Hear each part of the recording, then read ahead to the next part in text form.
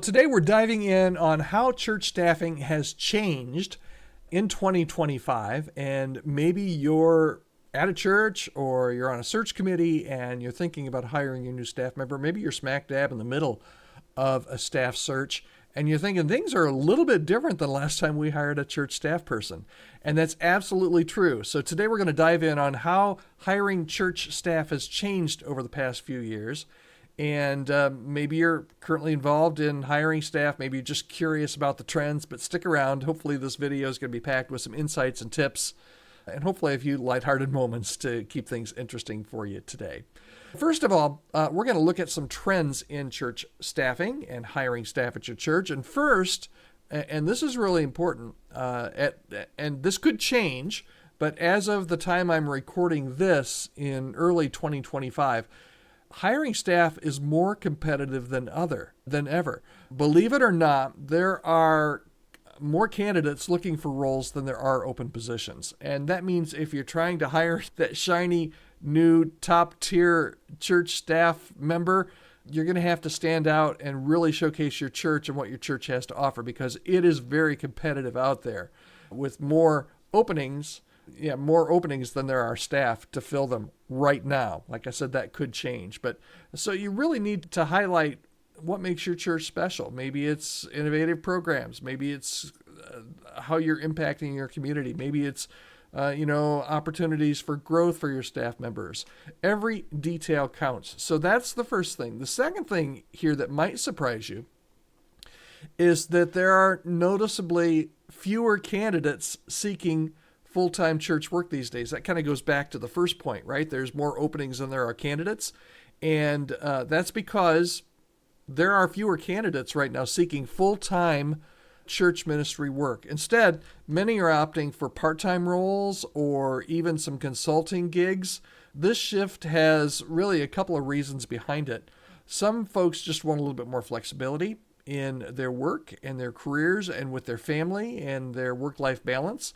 Others are, honestly, because of the economy and some of the things we've seen recently, they're just exploring multiple revenue streams. It's like the gig economy has knocked on church doors, and now hiring strategies need to adapt. So that's number two. Number three is geographical shifts. Another big change that fewer candidates are willing to relocate. In previous years, it wasn't uncommon for really talented people to pack up and move for the perfect church job, but nowadays most are staying closer to home. Prior to and interview candidates for churches, a lot of times I would ask, where do you want to go? Where do you want to be geographically? And a lot of times the answer would be, I've got preferences, but really just wherever God calls me, that's where I want to be.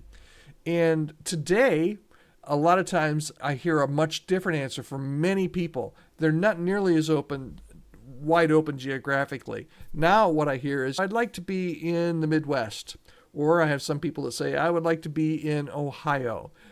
Or I have some people that say something like, I just want to be within 15 minutes of Columbus. Nowadays, most people are staying closer to home. Local roots and community ties really matter a lot in the last 5 years. So churches are finding that they have to rethink their recruitment strategies and their hiring practices if they're really looking for talent and church staff people outside of your immediate geographical area. Okay, so that was number three. Number four, and here's one of the more interesting shifts. Candidates are now shopping multiple church job opportunities at once. So you might say, Todd, that's not really anything new, but it is. In my work at Chemistry Staffing as one of the co-founders, we're doing like 55, 60 searches right now, and we're growing all the time. And we see this as a really important trend. It used to be, at least in my generation, that you would start talking to a church and you would continue that conversation until you got a yes or a no. And you really wouldn't entertain other opportunities or other possibilities until you got the no. And then you would start talking with other churches. We talk with candidates all the time now. And we say, what's your search landscape look like? Are you talking to anybody else? Any other offers on the table? Sometimes we have candidates with one or two offers already on the table. And that really changes how you watch for a church staff person and how you hire a church staff person. Used to take a long time to hire a church staff person. Sometimes 3 to 6 months, you're talking to somebody, going back and forth. It's not like that anymore. Matter of fact, you need to move much faster. The pace is much faster if you want to hire somebody that's really good.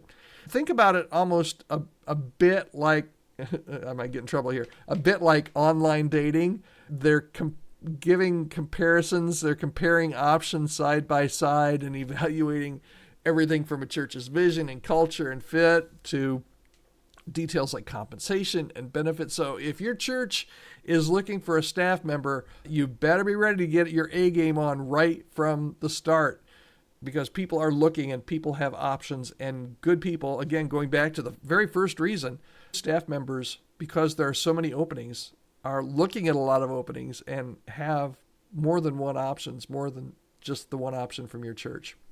Okay, so I think that was number 4. I'm already losing count, but I find this fascinating. Hopefully you do too. Number 5, let's talk about what matters most in today's hiring process. Gone are the days when a resume was enough. And today factors like theology and culture fit and personality and skills, they've always taken center stage, but man, they are more important than ever. It's not just about finding somebody who can check off a list of qualifications. That's important. But it's about finding someone who aligns with your church's vision and values. And you really do need to take not just a skills, where was this person, what did they do, can they play keyboards and guitar, and can they sing on tune? It's more than just that. A holistic approach really helps ensure that the person not only fits the role, but also fits your church and enriches your overall ministry there. Okay, so what does all this mean if you're in the hiring seat?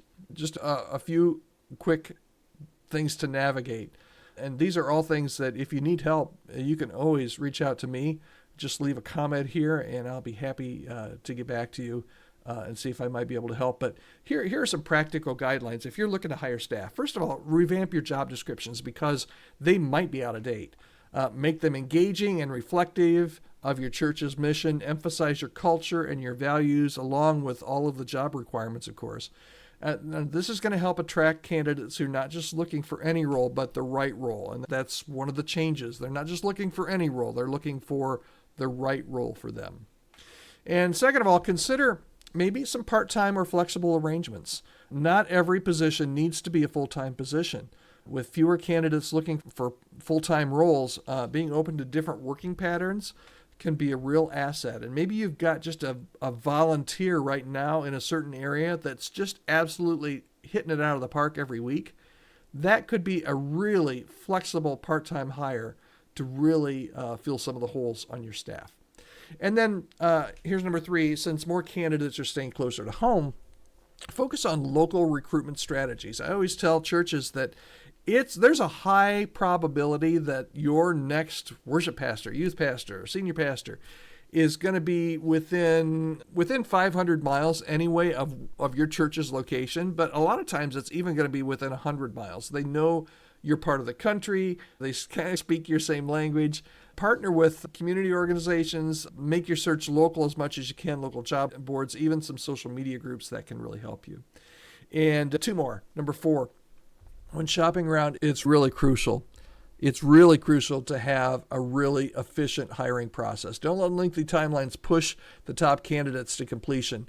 We tell all of our churches that we work with, once you talk to a candidate, at the end of that call, the Zoom call, the meeting, whatever, you need to give them next steps. And the next step needs to be within the next week to 2 weeks. If you take longer than 2 weeks, you're going to lose a candidate. And honestly, you should be able to know if you've got a good hiring process, as we just talked about. If you have a good hiring process, you should be able to make a decision within a week or 2 weeks what your next step is. A swift and transparent process. It shows respect for their time and their commitment, and it also benefits your church because you won't lose as many really top-tier candidates. And then lastly, during your interviews, emphasize culture fit. Ask questions that dig into your prospective staff members' personality and their values. It's really about making sure that they can really, truly connect with your church's mission beyond just the experience and the technical skills that they bring to the table. So now I know that change and hiring staff is a big change. It can be a bit daunting, Trust me, I get it. But these shifts in church staffing are really opening up some new possibilities. And when you focus on aligning your values and offering flexible opportunities, you're not only adapting to the times of 2025, but also building a stronger and more dynamic team.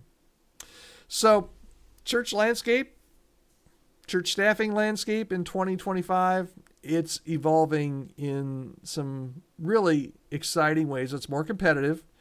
Candidates are seeking flexible and local opportunities. The emphasis on culture fit and holistic qualifications, it's higher than ever. And if you're involved in your church's hiring process, now's the perfect time to reassess these strategies and make sure you're attracting the best talent out there. If you enjoyed these insights on church staffing trends, found them helpful, hit that like button, subscribe for more updates, and drop a comment below with your thoughts or questions. And hey, if you've got anything funny or interesting when it comes to staffing stories, I'd love to hear them. Sharing experiences is always part of what makes this journey fun for me. And if there's any way that I can help you or our team at Chemistry Staffing can help you in your new church staff hire, just leave a comment below. Or you can send me an email, podcast@chemistrystaffing.com. I'd be happy to hop on a quick Zoom call with you and hear your story and see if there's any way we can help.